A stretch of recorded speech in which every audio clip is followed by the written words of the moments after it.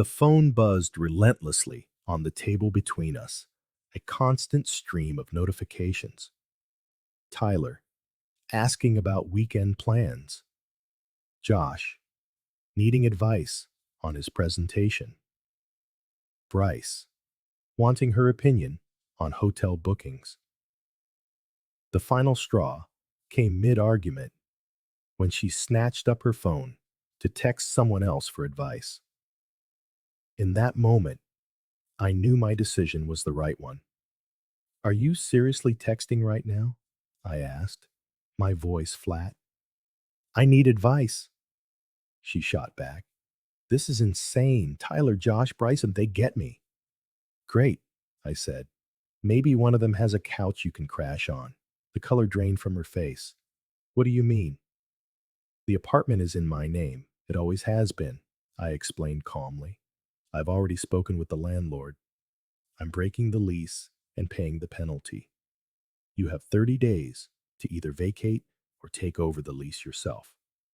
That night, she fled to her friend Kayla's house, unleashing a barrage of 73 text messages that I never bothered to read.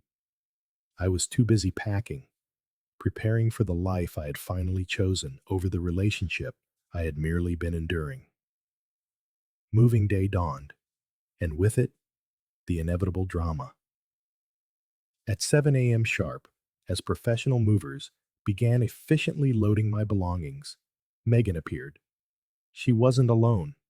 Her entire support crew, Tyler, Josh, Bryce, and Kayla, was with her, along with a rented U-Haul. Her plan, it seemed, was to move her still unpacked belongings at the exact same time, creating a vortex of chaos and emotional manipulation.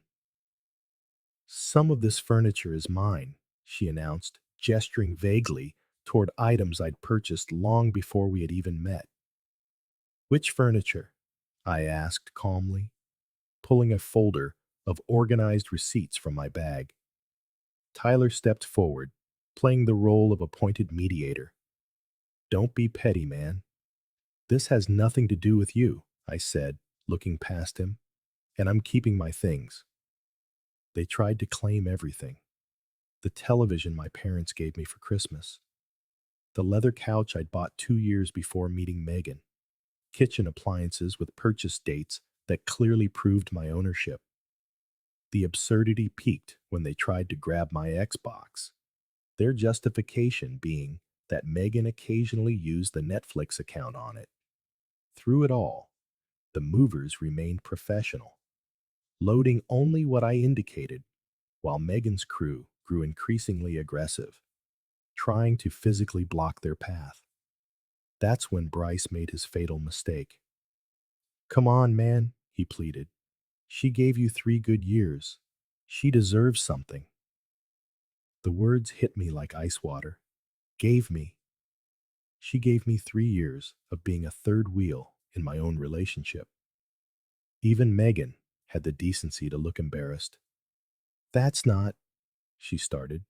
"But hey," I cut her off, looking at the three of them. "She's all yours now, boys. Have fun with those game nights." Kayla jumped in. "You'll regret this when you're alone in your new state." "I'd rather be alone than constantly ignored." While they began arguing amongst themselves, my movers finished their work with quiet efficiency.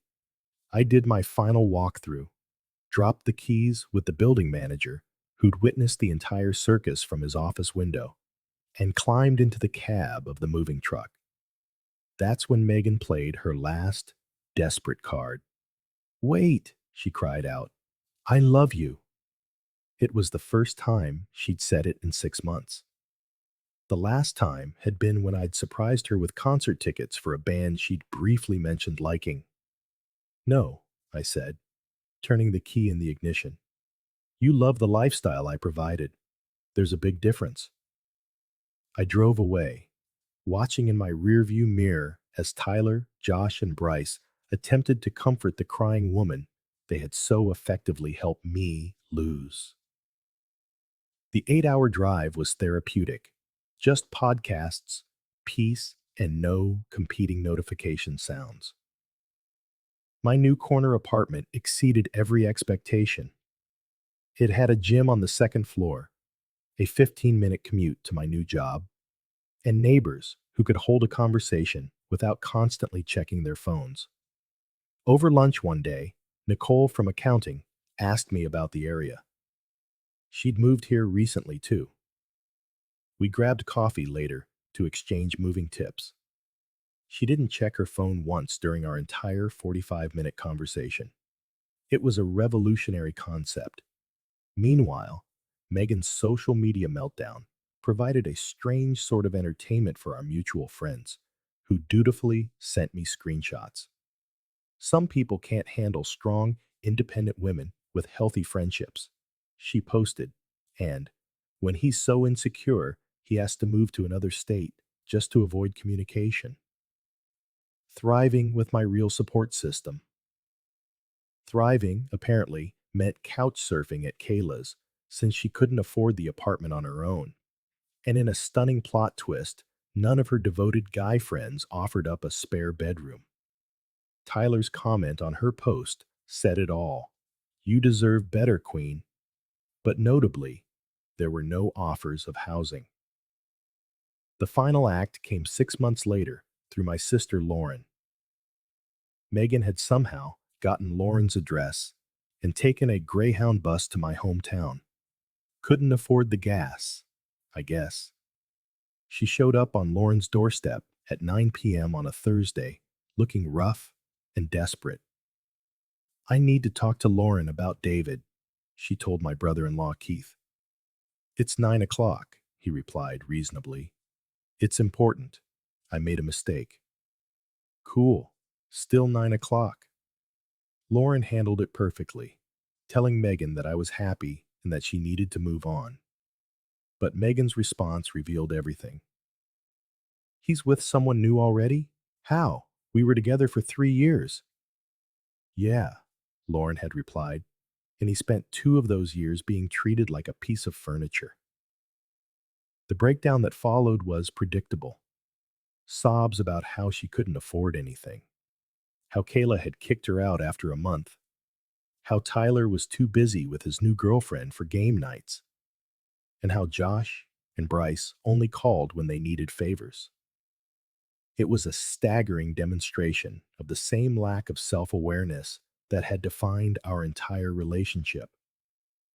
You made your choices, Lauren told her firmly. These are the consequences. Please leave before I call the police. But Megan persisted. She eventually found my work email through LinkedIn and sent a 5-page essay about therapy, attention distribution issues, and her readiness to move to my state for a fresh start. The audacity was breathtaking. I forwarded it to Nicole. We had a good laugh over a glass of wine. Then I sent a simple 2-line reply. Please do not contact me again. I wish you the best. Her follow-up attempt on LinkedIn.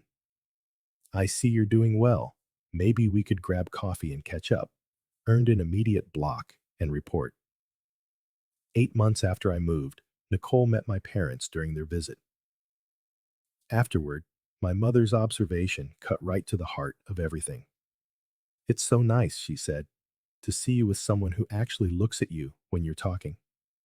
Even my mom had noticed what I had been missing for so long. A year later, Nicole and I are engaged. We're planning a small wedding for next spring. Megan is permanently blocked on all platforms, and according to Lauren, she's moved back in with her parents after a series of failed relationships.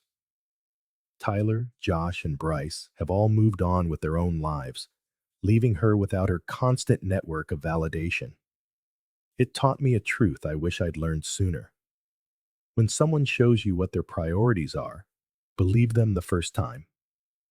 And when they panic, only because you're no longer an available option, recognize that it isn't love. It's the panic of losing a convenience, of finding your favorite parking spot suddenly taken. You deserve to be someone's destination, not their backup plan or their emotional insurance policy. Sometimes, the most loving thing you can do for yourself is to remove your name from the list of options for someone who has already chosen everything else. Now, if you'll excuse me, Nicole and I have dinner reservations, and I can promise you neither of us will be checking our phones.